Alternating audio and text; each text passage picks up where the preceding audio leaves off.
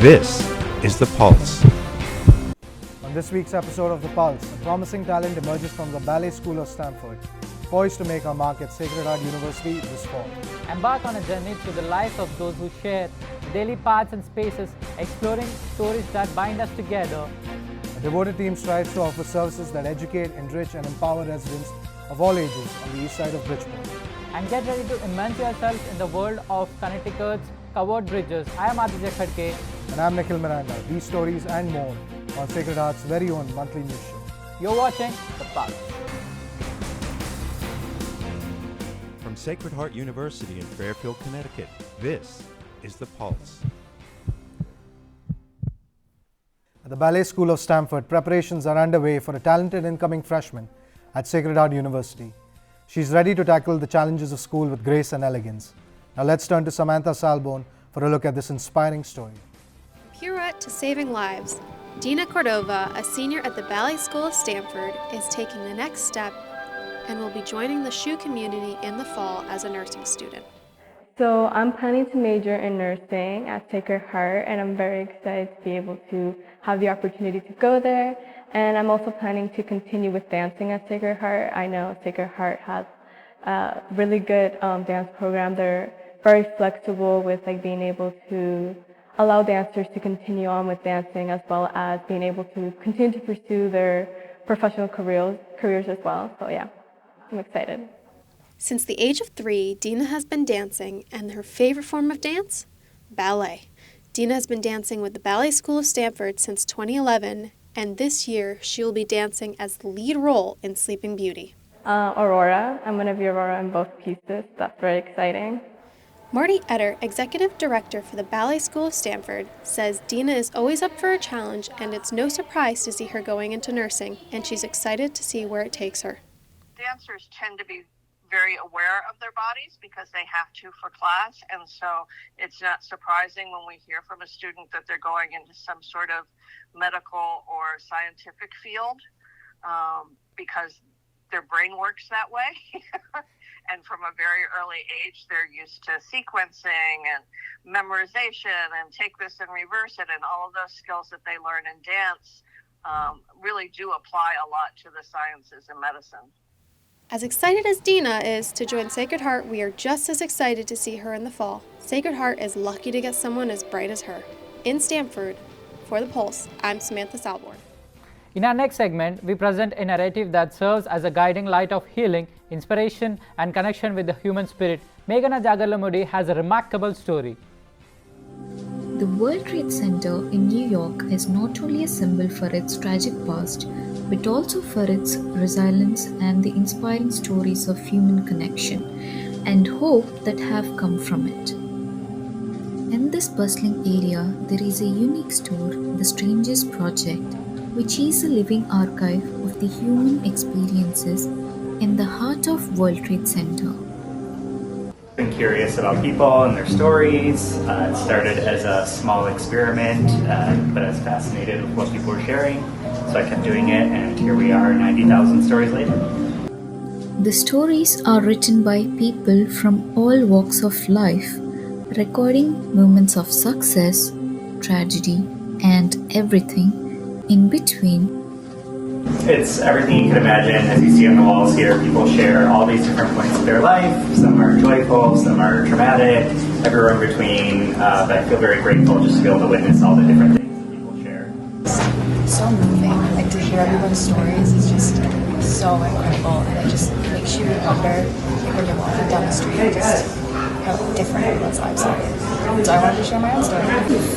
I just had a bad day today because of the system. They pushing me to do something that I don't want to do with my body, and I have to do it. So I've been very sad. I've been very sad about it, and now I can't feel safe because the feelings are related to how I feel right now. And I'm very happy I found this place, and I also found this is a surprise box that I can't wait to open. So I guess all these things are making me feel better. Just seeing the impact it has every day in a space like this, hundreds of people come in and read and write. So I just feel, again, very grateful to be able to create these spaces where people can experience the story stories that others have shared and that people can share their own. Story encourages empathy and recognizes the drive that defines both the location and the people who give their stories. Visitors leave the store with not just their own stories, but also a greater appreciation for a huge web of human life that survives against the famous backdrop of the World Trade Center. For The Pulse, Meghna Jagalamudi from World Trade Center, New York. Intriguing stories often lie within the walls of historic buildings. And today, Andrea Quilles reports on a cherished place in Bridgeport. Thank you, Nikhil. I had the opportunity to visit a 138-year-old program, Hall Neighborhood House, located in Bridgeport, Connecticut. The program has been serving the community with the mission to provide comprehensive services that educate, enrich, and empower future generations. For over 130 years, Hall Neighborhood House has been a life support for the city of Bridgeport. Dating back to 1886 to help migrant families, Hall Neighborhood has served as a safe haven and, most importantly, a home for the east side of Bridgeport and surrounding communities. Alongside the many services they provide from birth to senior care, Hall House has been an impactful and nurturing place for the youth. They provide engaging and enriching opportunities, serving over 500 youths through educational programs such as STEM, a motivating force while providing direction as they continue to expand existing services. Here we'll find a way to get you the resource. So we want to be the resource for everything that anyone in the community needs. Yeah, our mission in the after-school program and the youth services is to empower the young leaders in our community and to provide services for them so they can succeed in the community. And this is home for them. So we're very grateful that we provide services for our community and our youth in this community center. I'm with the Alan Wallach STEM Learning Center. I do this because I absolutely love letting kids experience STEM and giving them the exposure to all the different things we get to do and see their excitement and be there when they have their aha moment of something they've realized. Something that I enjoy about STEM is that they do the types of projects that we are doing. It gets people engaged and it gets people interested in what STEM is about and how people can go about it. And it's not just seen as something boring just with writing numbers and looking at science equations all day. We service 274 students, so it's a pretty big center. Provide childcare, provide resources for the families that we serve. Our main purpose here is to ensure that the children are developmentally appropriately, and then if they're not, making sure that they get the resources they get, so that way they get ready for kindergarten. I like helping people. I like seeing people prosper. I've been from this community. I understand the needs of this community, and if anything, I just want to make sure that they get everything they can from us. Hall Neighborhood House creates a safe place to play, learn, and grow for future generations.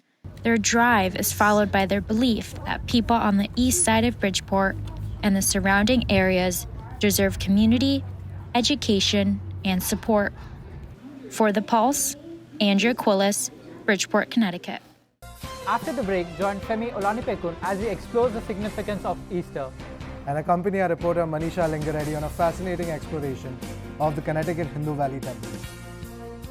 The next 4 years will educate your mind, body, and spirit.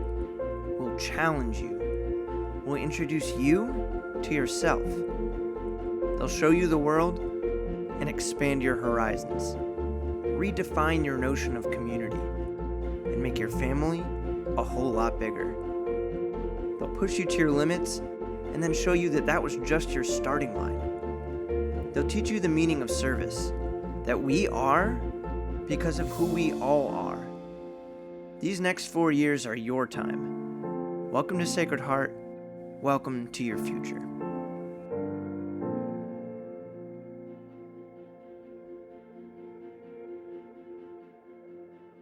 Welcome back to The Pulse. Our next segment will focus on Easter and the Christian faith. Guiding us through the rich traditions this sacred holiday is Femi Olanipekun. Millions of Christians across the globe celebrate Easter annually. The festival, a critical part of the Christian faith, is celebrated after completing Lent, the 40-day fasting period. Reverend Father John Ogra, the chaplain for Sacred Heart University, explains the transition from Lent to Easter. Immediately after the 40 days of fasting, we get to the Holy Week. The Holy Week is what we call the Holy Thursday, Good Friday, and the Holy Saturday. So for us Catholics, the core of the 40 days of prayer fasting lies in those 3 days, Holy Thursday, Good Friday, and Holy Saturday, because within those 3 days, Jesus Christ will be sentenced to death, he will be killed, otherwise called crucifixion on Good Friday, and he will, rise again by the power of God on Easter Day. According to the clergyman, Easter holds more significance than Christmas in Christianity. People may think it is Christmas. No, I don't know of other Christian traditions, but for us Catholics, Easter is the core of the Christian faith. After those 3 days of, Triduum, Thursday, Friday, Saturday, we have the Easter Day.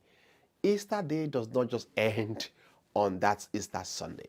It continues for the next 50 days. So the next 50 days is called Eastertide or Easter season.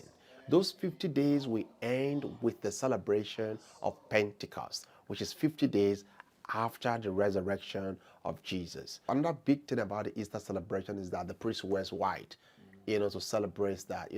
It's a thing of joy. So the priest is going to wear the white vestment from Easter night, that Saturday night, until 50 days after the resurrection.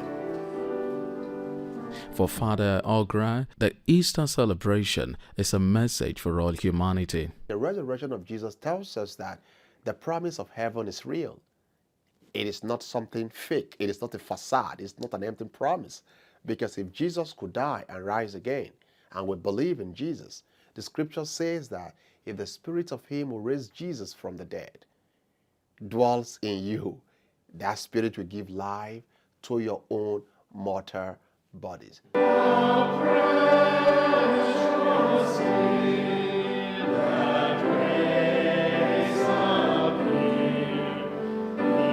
It is hoped that Christians will imbibe the lessons of Easter to live a better life. From Fairfield, Connecticut, Femi Olanikbekun for the Pulse.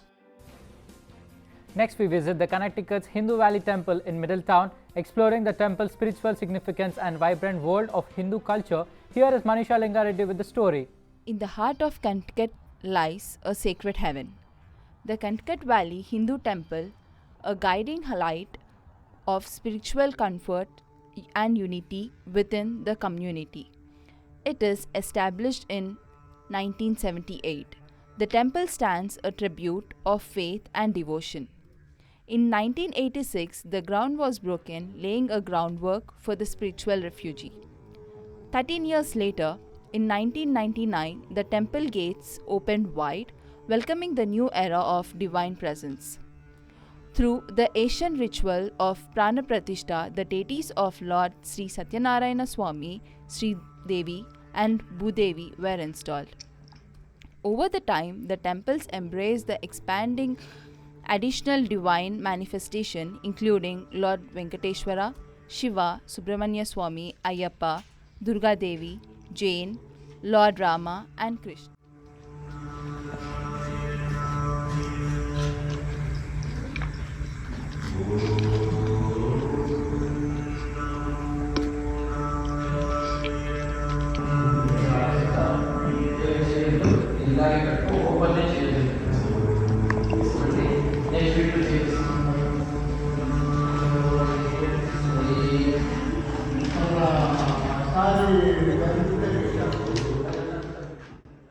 Dr. Ramana Mamidpalli, a president of Connecticut Valley Hindu Temple, shares a profound sentiments of devotees. We heard that this temple will be teaching Gita and Bharatanatyam, like yoga, every Sunday. Yeah. So why did you take that concept? That concept, I think the kids they born here, we want to expose to the Hindu culture, that including the Bharatanatyam, Kuchipudi or yoga. Those are some of the things included in Hindu culture. We want to spread to the new generation, second generation, who born in this country. So that is why we are going that one. And also every Sunday we run Hindu Sunday school where we teach about Hindu culture, about Bhagavad Gita, the two great epics, Ramayana and Bhagavad Gita, all slokas, to the younger generation, from the kids from 3 years to 10 years. Every Sunday we do 2 hours Sunday school. At the Connecticut Valley Hindu Temple, people come together to find peace and unity, feeling connected through their faith in a special place that uplifts their spirits. For the Pulse, this is Manisha Linga Reddy from Middletown, Hartford.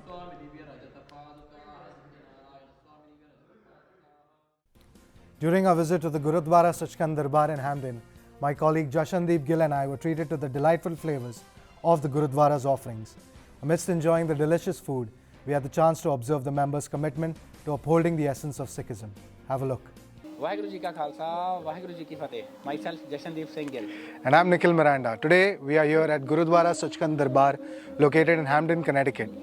We're going to showcase Sikhism and we're going to discuss some of the work done by the Gurudwara. A serene Sunday morning at the Gurudwara unfolds with the harmonious rhythm of preparation for the langar, the sacred community meal served to all devotees who gather to pray. Amidst the gentle clinking of utensils and the fragrant aromas wafting from the kitchen, volunteers come together with a shared sense of devotion and service. As the breakfast offerings take shape, the inviting aroma beckons the faithful, drawing them towards the communal dining area. Here, amid shared laughter and heartfelt conversations, devotees eagerly partake in the simple yet wholesome fare, embodying the spirit of unity and equality cherished in Sikh tradition. Satiated and uplifted, the congregation move towards the main prayer hall, a sanctuary of peace and reverence. With each step, they leave behind the mundane worries of the world, entering into a sacred space where the divine presence is palpable. As the adults engage in prayer, children at the Gurudwara immerse themselves in learning Sikh tradition and Punjabi under dedicated instructors. In inviting classrooms adorned with sacred symbols, they absorb their heritage's wisdom, embodying the spirit of Sikh devotion and tradition through their education. Allow me to introduce Swaranjit Singh Khalsa. Waheguru Ji Ka Khalsa, Waheguru Ji Ki Fateh. Myself, Swaranjit Singh Khalsa. I'm trustee of Gurudwara Sachkhand Darbar, Hamden. And I'm also city council member in Norwich, Connecticut. And I also get the opportunity to serve as a director of a Sikh art gallery, which is in Norwich, and one of the important places of Sikhs in the state of Connecticut. Whose insights shed light on the critical importance of Gurudwaras in our lives. So one of the important question is why Gurudwaras are needed, or why we need to build more places of prayers. I think one thing we all can use at this particular time is hope. And usually places of prayer and worship provides you with that comfort and hope. Back at the prayer hall, amidst the ongoing prayers and devotion, a beautiful sight unfolds as the children, having finished their classes, join the adults in prayer. With voices lifted in unison, they sing and chant Vaheguru. As prayers and announcements draw to a close, the congregation moved towards the communal dining hall for the langar, marking the culmination of the day's service. This shared meal embodies unity and gratitude as devotees come together to nourish their bodies and spirits in fellowship. We hope you enjoyed the exploration of Gurudwara Sachkhand Darbar. For the Pulse, this is Jashandeep Singh Gill. After the break, we will dive into an exploration of Bridgeforth, Mary and Eliza Freeman houses in the heart of Little Liberia. And come along as we go on a journey through Connecticut's landscapes and the iconic covered bridges of the state.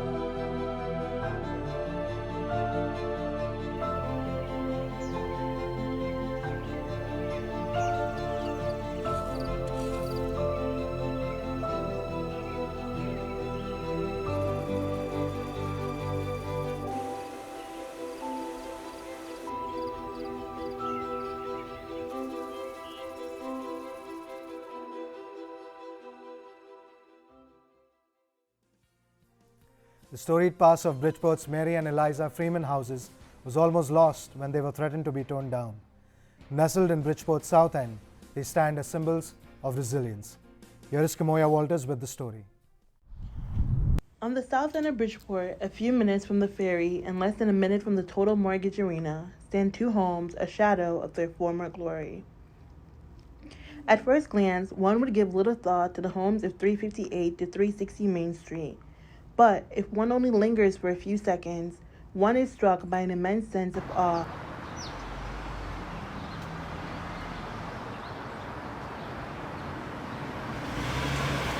The homes of Mary and Eliza Freeman resided in an area once known as Little Liberia, formerly Ethiopia.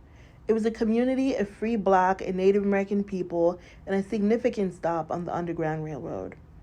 The community consisted of a luxurious seaside resort, Bridgeport's first free lending library, a school for children of color, businesses, fraternal organizations, and churches. Taking advantage of the waterfront, the men of Little Liberia whaled, harvested oysters, and worked the China trade, while the women operated family businesses and owned and maintained property at a time when women didn't have the right to vote. They used the Long Island Sound as a source of food, a place for baptisms, and shelter for nighttime canoe crossings on the Underground Railroad. These houses are considered one of the 11 most historical sites in America for African American history, and it's basically decided that without these houses you don't get the full story of African history in America. And we got that that label right before, probably a day before we were supposed to get torn down for blight, which is crazy. It is divine ways these houses have been preserved as well.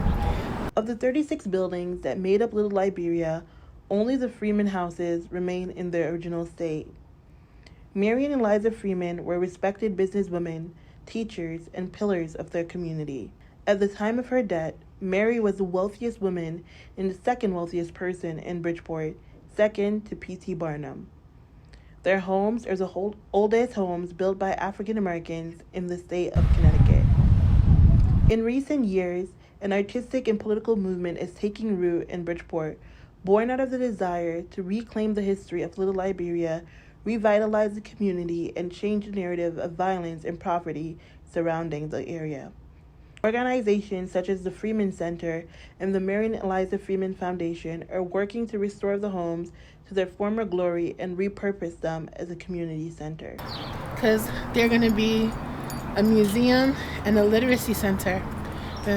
Bridgeport has very low reading levels, so this will be a place where people could come learn to read, write, create, witness the history, experience the houses, and it becomes a very integral part of this community. On September 1st, 1854, a correspondent of Ithio Frederick Douglass's paper wrote, "In Bridgeport, the blacks may reign. This den is a spot for respectable colored people. Let them never play the tail part anywhere when they can play the head." For The Pulse, this is Kamoya Walters, Bridgeport, Connecticut. Next, Bill Rodriguez is our guide, welcoming us into the world of Connecticut's hidden gems. Join him on his trip through Connecticut's architectural legacy. Connecticut's historical covered bridges have existed throughout the state for centuries and have been an iconic testament to the state's history. While a number of modern covered bridges exist throughout the state, there are only 3 surviving bridges that are considered to be historical sites. Today, the 3 remaining bridges can be found in Kent, Cornwall, and East Hampton, Connecticut. The bridges serve as popular tourist attractions for the state, urging visitors to admire their architecture and explore their rich history. This particular bridge, located in West Cornwall, has been around for over 150 years. The bridge owes its longevity to its sturdy design, with a spruce wood lattice truss for stability and the iconic overhead covering, which offers protection from rain and snow. The Cornwall Covered Bridge was originally built to ferry horses and carriages across the Wisconsin River, but nowadays serves as one of the few covered bridges in Connecticut that still allows vehicle travel across it. Another similar structure is the iconic Bulls Bridge in Kent. which allows for moderate foot and vehicle traffic, as well as serving as a path for hikers to link up with the Appalachian Trail. The bridge was named after the father and son who constructed it, Jacob and Isaac Bull. It was initially built in 1760 to carry wagons of crude iron to Poughkeepsie, New York, and it's rumored that George Washington himself walked across the bridge during its construction. The beauty of the bridge was memorialized by Francis Atwater in 1897. The chief attraction at Bull's Bridge is the falls. They begin a few rods above the bridge, tumbling many feet down a ledge that extends from bank to bank. Boiling and dangerous are the torrents, and swifter in their course than is the arrow's flight. From the first falls, the river gradually descends for many rods over a slanting surface of rock, at places jutting upwards sufficiently to cause other and lesser falls. The shores in the vicinity of the falls are wooded, picturesque and winding, appropriately bounding the dashing waters. The place is named after Jacob Bull, who over 125 years ago was given permission to erect a grist mill and iron works at this point. The current bridge you see behind me was constructed in 1842 after the original bridge was damaged due to flooding and ice. The original bridge was also tolled, costing 6 cents for horse and carriage and 3 cents for pedestrian. Today, these bridges serve as a staple of Connecticut's rich history and are an iconic landmark for visitors. While there may only be 3 of these covered bridges left, they are still remembered and appreciated by Connecticut natives across the state. For The Pulse, Bill Rodriguez, Kent, Connecticut. Kishore Venkatraman brings you a look into the world of Salem and Sons Bakery, where every bite is a journey through time and tradition. Here is Kishore with the story. Welcome to Salem and Sons Bakery. Here we're gonna look at some delicious quality pastries and the person behind serving the quality food to the community in Palisade Avenue, New Jersey.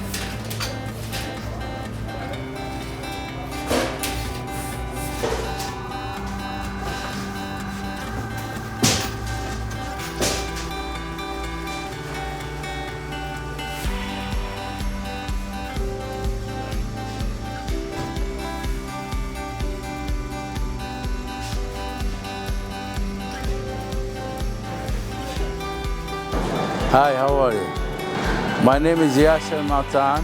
I'm a Palestinian immigrant since 1980.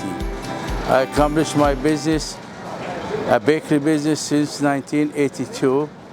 I started with the wholesale process in 1996. I'm making a production for Italian, French, Portuguese, Italian pastries, and empanada since 1996 in this location. I've been doing service to this community 24 hours, 7 days, giving the service for hot bread for 24 hours. You come anytime, you receive hot bread. We specialize in Italian, French, Portuguese, Latinos bread. We have specialized in handmade bread, like multigrain, Italian croissant, a multi-grain croissant, and fresh halal empanada. You know, we have 5-star pastries. We have the best danishes and donuts and cookies. Everything you see is one of the highest quality. We are 5-star quality here in this location. Everybody comes here and serve himself for the pastry, and we are very happy with our customers. And we'll be serving the customer with the most convenience and the most high quality product. And everybody is happy, and you could ask the customer for that. I love them. I love their bread, I love their pastry, I love everything. My favorite is empanadas, spinach empanadas, and spicy. And their bread is very good too. I mean, their stuff is very friendly and they're very helpful. There's always people inside. It's crowded, it's joyful. It's desserts and pastry. What else can you expect? It's very joyful. Okay, thank you very much. Salem and Sons Bakery serves 24/7 to the customers in the location with quality pastries, bagels, deli breads and cookies, which tempts you to grab a bite. And every product is freshly made and served to the customer. This business was successful, and we serve everybody. And we've been doing this since 1996 in this location. We're going smoothly. We're going, everybody's happy, and we are happy. Everybody works here is very happy. And As the customers served with delicious food, they remain visiting the bakery regularly to grab their favorite pastries. You should also visit the Salem & Sons Bakery to experience the taste of delicious bakery foods.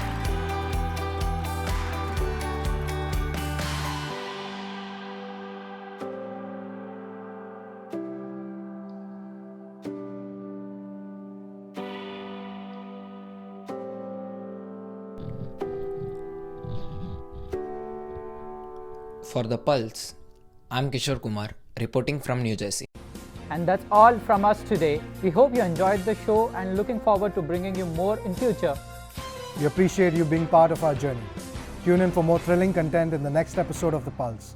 I'm Nikhil Miranda. And I'm Aditya Khadke. We'll see you next time on The Pulse.